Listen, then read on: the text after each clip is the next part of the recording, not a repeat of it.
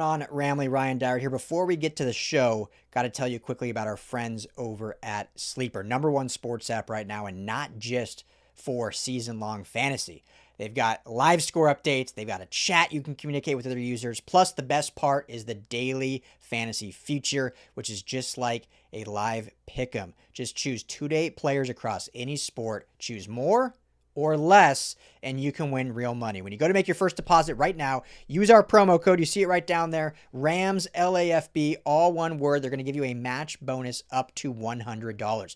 Put in $100, you get $100 free on top of that to play with. If you only want to deposit 10, they'll match you that 10. You're starting at 20. But wait, right now, any new users automatically get a $20 free entry to play with, no deposit required. However, you can stack that bonus. Take that 20, go deposit whatever you choose up to 100 with that promo code RAMSLAFB, and they'll match you that. So now you've got extra free money to go play with. So check it out today. Download the Sleeper app. Tell them the guys over at the Rams LAFB sent you. Now, let's get on to the show. Hey, what's going on, Los Angeles? Welcome to the Rams Skinny here on the LAFB network. Talking all things Rams on the bye week.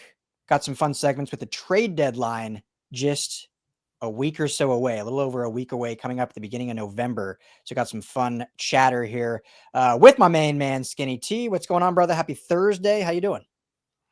I'm doing pretty good. Can't complain whatsoever. My weekend starts tomorrow, so great way to kick off the bye week.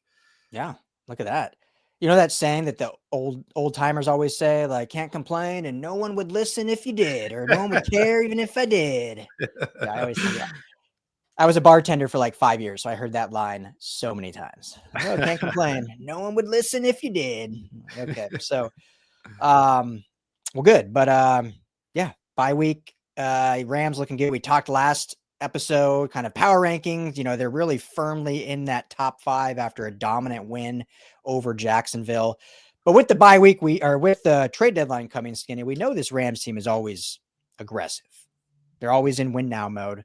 They're always in F them picks mode. They have 2 first-round draft picks in next year's draft. This team certainly has positions where they could improve upon. Now, this is a good football team, but they can certainly improve. So let's talk about some potential targets out there. And I think anyone that watches this show knows Skinny and I are much more realistic. We're not going to throw out like someone from a winning team or a division rival. Like that stuff like that's not going to happen. We're not going to live in fantasy land. Some realistic options that could happen. Now, some of these are kind of fantasy land, but they actually have a realistic shot based on being the Rams who they are. So I'll start with you, Skinny. Give me, we'll just kind of go down. We don't list them all. We'll just kind of go back and forth. Snake one-on-one. Who are you targeting? You know, my favorite one on my list is Cam Taylor-Britt. Plays for the Cincinnati Bengals. He was actually a guy that I wanted them to draft a few years ago. Mm-hmm. He's a big guy, 5'11", 200 pounds. He's got the straight line speed, the long speed that can cover in man coverage, which is kind of a criteria that I'm looking at just because the man coverage statistics for the Rams have been pretty atrocious since Akella Witherspoon went out. And that leaves this team playing with one hand tied behind their back. So I like Cam Taylor-Britt for those reasons. And it's hard to say with the Bengals team right now, though, exactly where they are. They go out and get Joe Flacco because they want to compete this year. But it just seems like a really hard sell on that one. I don't believe this team can win any games.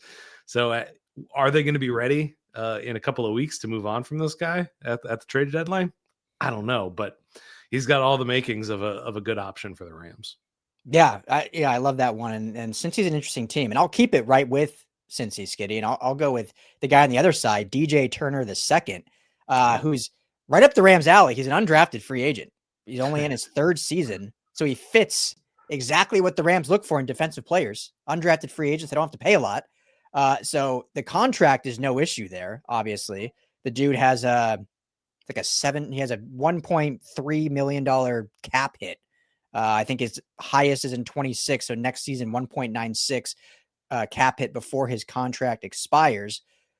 But the obviously question is, like, if you're going to trade for a guy, you want to upgrade the position. Well, in back-to-back weeks now, he's the 3rd highest graded corner on PFF. So not just last week, but the previous week, he was also the third highest ranked with a coverage grade of 81.3.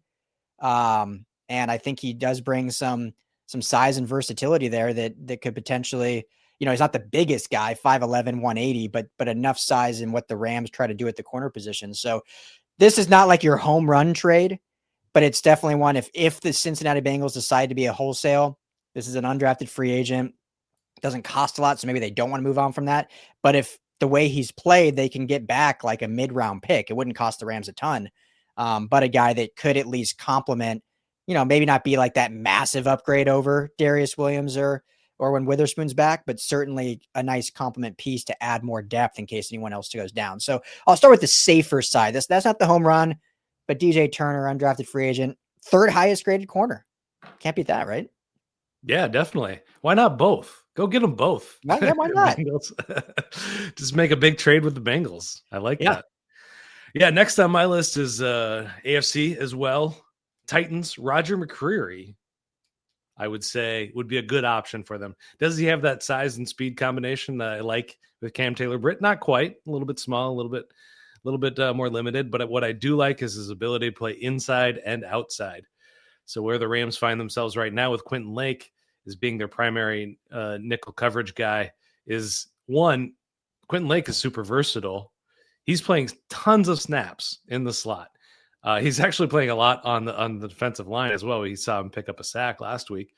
But kind of where they painted themselves into a corner with Quentin Lake is they're not really able to move him around, which makes him a more limited option for them, which makes, it takes away his biggest contribution, which is being able to be the free safety, move up to the box, move up to the defensive line, or play in the nickel.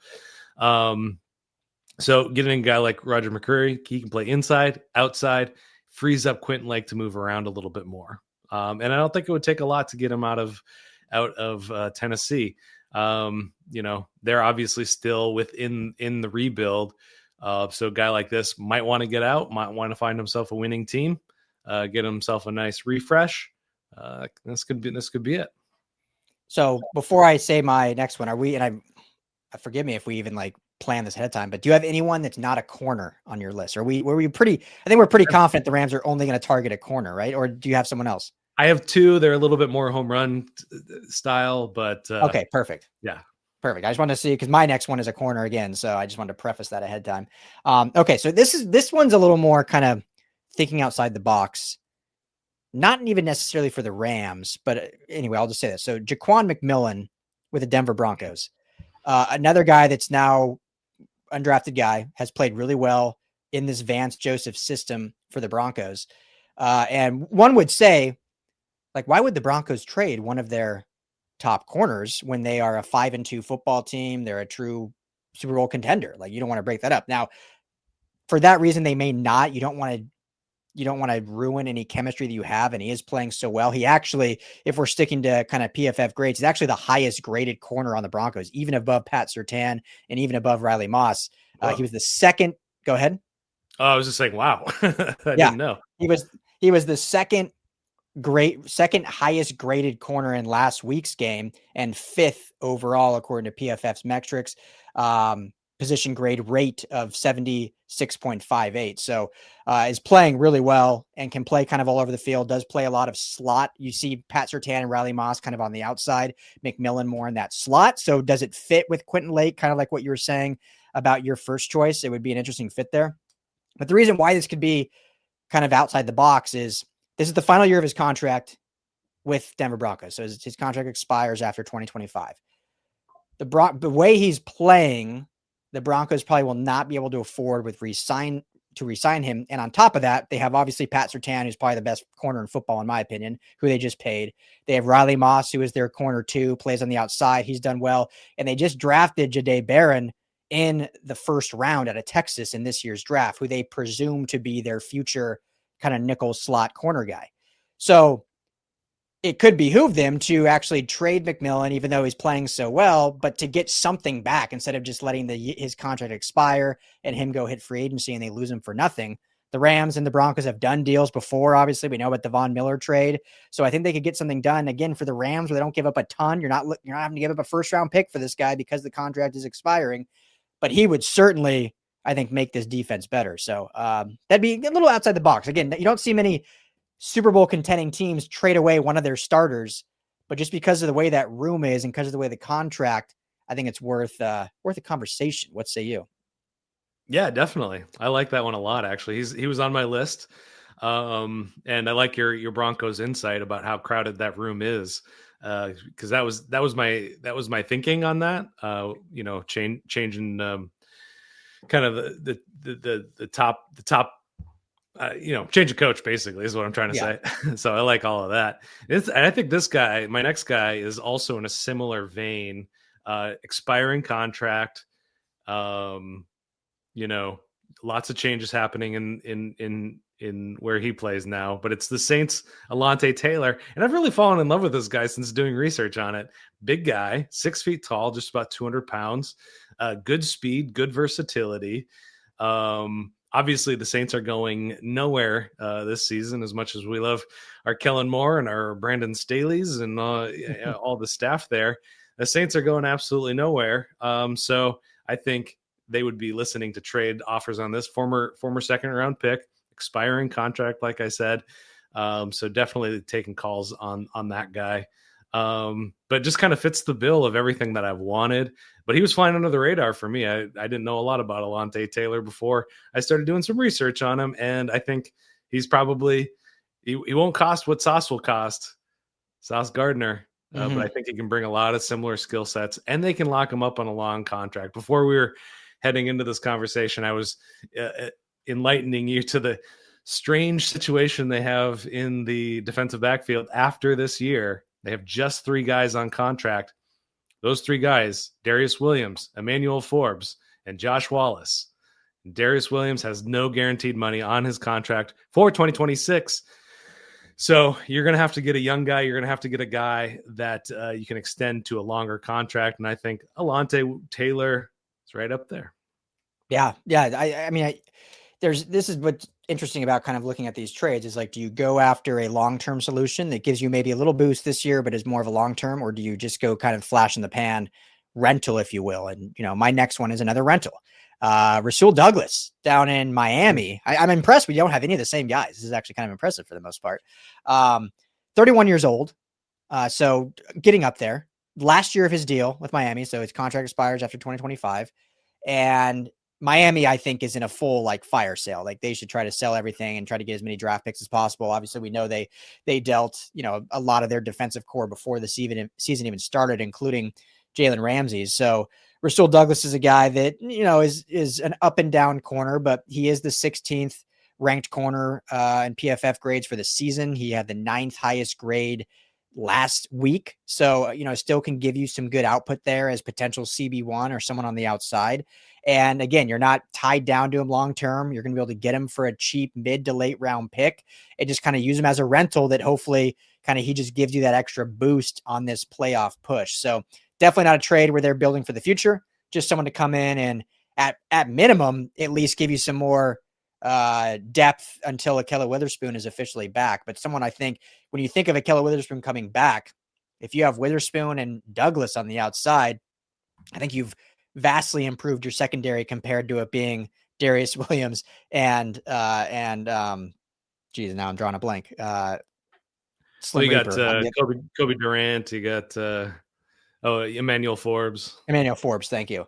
I do think that would be a drastic upgrade with Witherspoon and Douglas. So, another rental, but a cheap rental. You're not paying an arm and a leg for that, 6 months of action. So yeah, Rasul Douglas.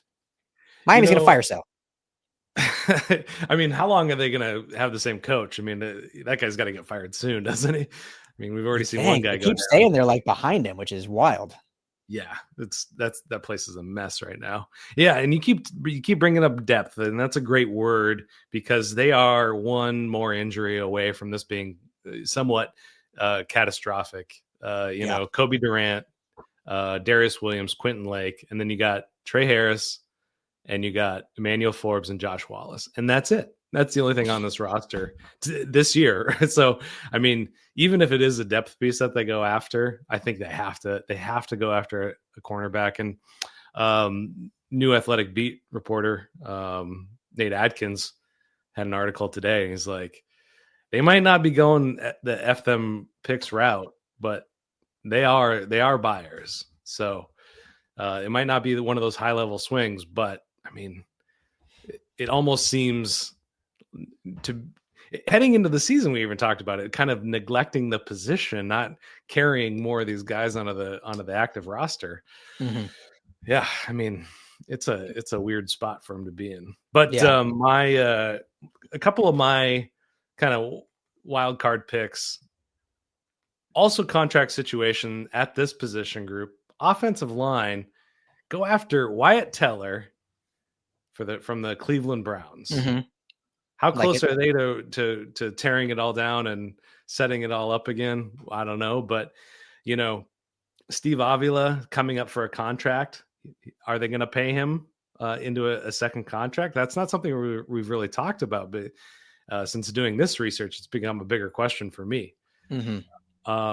Kevin Dotson also has no guaranteed money heading into next year. So they're either going to have to renegotiate with him.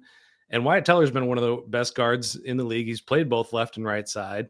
So I think, maybe taking a plan for the future, see if you can get this running game going again, and investing in that position. I'd like to see that.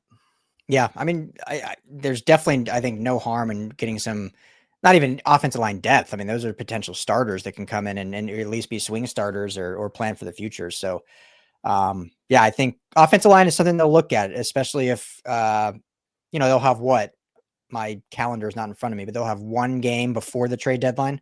The bye, then one more game. So if God forbid, knock on wood, any injuries happen in that game, then obviously they'll certainly, I think, have to pick up the phone and make some phone calls. So I think, and we can kind of wrap with this. I didn't really have any more, other position ones. I focus more on corner, but when you look at, like, even just the names I listed in U2 Skinny. And again, PFF is not the metric that we need to live and die on. I think it's been well documented that a lot of people that grade are like, Uber drivers that do this as a part-time thing. They're not like NFL scouts grading. So that should not be taken with like the Bible of how we rank these players. But it is something at least to compare in metric. And at least all the three guys I listed who are all cheap and expiring contracts that would not cost a lot of trade are all well above the highest graded Ram corner, which is Darius Williams, who sits at 27th. So you consider, just based on that one metric, and there's a lot more that goes into it, any three of those options is already had a more successful season so far than the Rams' highest. Again, it could be different if Kelly Witherspoon was healthy, but he's not. So you got to base on who's playing. So we'll end with this, Skinny. Is there any world, I know this has been talked about a bunch, but is there any world where the Rams try desperately to swing for Sauce Gardner? I know that's the home run swing that everyone talks about. Now, the big thing before I even toss it over to you is a massive contract they would have to take on. I got to remember exactly what it is, but it's like it's first or second. He's the first or second highest paid corner in football. So I'll double check it when you're talking, but that's obviously a piece of it. But is there a world you see where they say, hey, we don't love this quarterback class anymore. We're trying to win right now. We don't care about 26. We care about 25. And getting a guy like Sauce in the back end, we're talking about like we did with Jalen Ramsey just 2 years ago. The way that Matthew Stafford is playing, it makes me believe. It makes me want to believe anyway. He could play a healthy and successful 2026 season where you can kind of kick the can down the road a little bit more on quarterback, so you don't need both of those first round picks. Mm-hmm. You look at the contract situation that I laid out, just really only two guys under contract at the position, period, hands down. Yes, I think there's absolutely, you got to make that call. You have maybe Sauce wants out. There's been a regime change at the top for the Jets. We don't know if they're not going to be winning this year for sure. Are they going to be any better next year? Are they going to get, a quarterback? Yeah. They need a quarterback. They need, all sorts of stuff. Is he going to want to be there for another 3 years before they're in contention, or does he just want to drop into a contender right now? That's essentially what I'm talking about with the Jalen Ramsey situation. And contracts are fungible.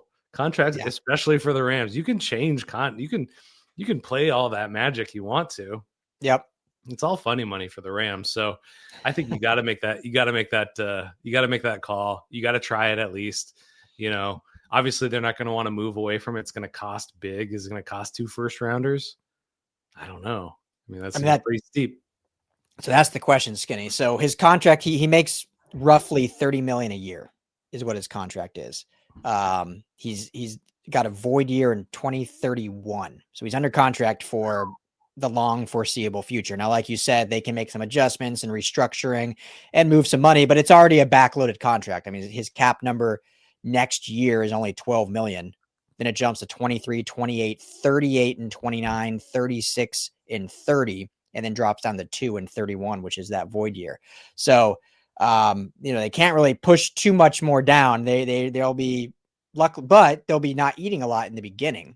And if you figure, God forbid, let's just say Matthew Stafford does call it a year after this year, then you're not paying $50 million for a quarterback. You got a lot more money to play with in the future. You're going to be having a rookie QB or a cheap vet after that. So I agree. Got to make the call. I mean, why not? I mean, he immediately makes his team better. He's arguably the best corner in football, depending who you talk to. I think I would take Pat Surtain, but it's 1A, 1B, and they're both right there. And the big thing is if the Jets are willing to deal, and if they're like, okay, yeah, we got to tear this thing down. And the more if the Jets, you figure if they're going to start the asking at 2 first for sure. They're going to see what Jalen Ramsey got, which was 2 first when the Rams traded for him out of Jacksonville. They're going to start there, and the Rams can see if they can negotiate that down. But if they swing that with 2 firsts, which then tells you the Rams are going after a quarterback next year, most likely, but then the Jets have 3 first-round picks. So is it worth losing a guy like Sauce Gardner to have 3 first-round picks next year? One of those is going to be probably a top 5 pick. So they'll get their quarterback, and they'll have 2 more after that. That might be what's tempting for them, is getting that off the books and all those picks. And the Rams say, okay, well, we got our cornerstone corner, and we're going to go win the damn thing this year. So yeah, I'm curious. Comment below. What do you guys think? Would you be pissed about that, or would you be fired up? Because that is the definition of the FM picks era. If the Rams do that, they need a quarterback next year. They need to draft a quarterback. We'll get to that in the offseason. But regardless if Stafford's back or not, they have to draft someone. The guy's not playing forever. They got to start preparing for the future. So that would be the ultimate, we don't care about the future. We'll figure it out when it gets here. I mean, it's really the ultimate question in all of sports. It's like, do you win the championship this year? Do you do it? Do you go all in, push all the chips in, win the championship this year? Or do you ensure that you have a longevity in place? And, you ask certain teams, we got the Vikings coming up here. Would they trade some of this, these 10-7 seasons over the last, 40 years since they've been to a Super Bowl for one championship? I mean, I think you would. I think you would. Yeah. And this is, and then we'll end with this, but this is the, and we said this, not to give us a pat on the back, but I'll give us a pat on the back. Because me and you were both bullish on the Rams should draft a quarterback in 25. This is before last draft. And everyone's like, no, 26 is going to be great. Just wait for them. The 26 QB class is looking not good right now. Nussmeier, Aller, all Lenora Sellers dropping down. All of the top prospects. Arch Manning. I mean, Arch Manning, is not even going to go in the draft next year. Yeah. So, but he's playing like crap. Yeah, your top 2 prospects are probably right now Fernando Mendoza and Jaden Mayava at USC. So, what we were saying is the 25 class was not elite, but we saw some good things. Yeah, everyone knows I was a big Jackson Dart guy. He's looking to be pretty good with New York. You can't just bank on next year because everyone's like, oh, it's going to be a better class waiting. I'm not saying the Rams did that, but that's what all the, the fan base, the other content creators, everyone was saying. So now we'll see how this ends, obviously, but you can't now, if you want to win now, you can't worry about we'll just wait and see what this happens. And, we got to do this and that. So they've always played by, we care about now. Obviously they have the future in the back of their mind. But if there's a chance to go get Sauce Gardner, I think you just push the chips in and go. Let Stafford ride off into that beautiful Malibu sunset with his second ring, where he's going to get his gold jacket, and then you figure out 26 in 26. Yeah, I mean it's the biggest question. We've been talking about it nonstop. It seems like for at least 12 months now, somewhere around there, 10 and 12. Anyway, yeah, I mean, the last guy is also on my list was Breece Hall, also a New York Jet. Inject some explosivity into that running game. Why not give them a call, see what they want? You could probably, I mean, what's a running back cost these days? That's a good question. I don't know. Third And the rounder? trade, have we seen like a big running back trade like in the last like 5+ years? Well, there's Christian McCaffrey, but this one even That touched okay. that.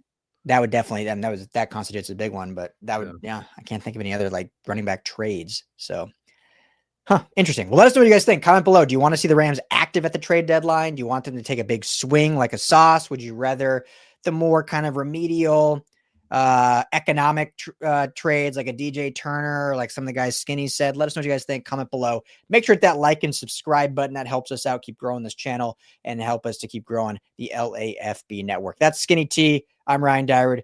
Ramley will be back soon with plenty more Rams talk on this busy bye week.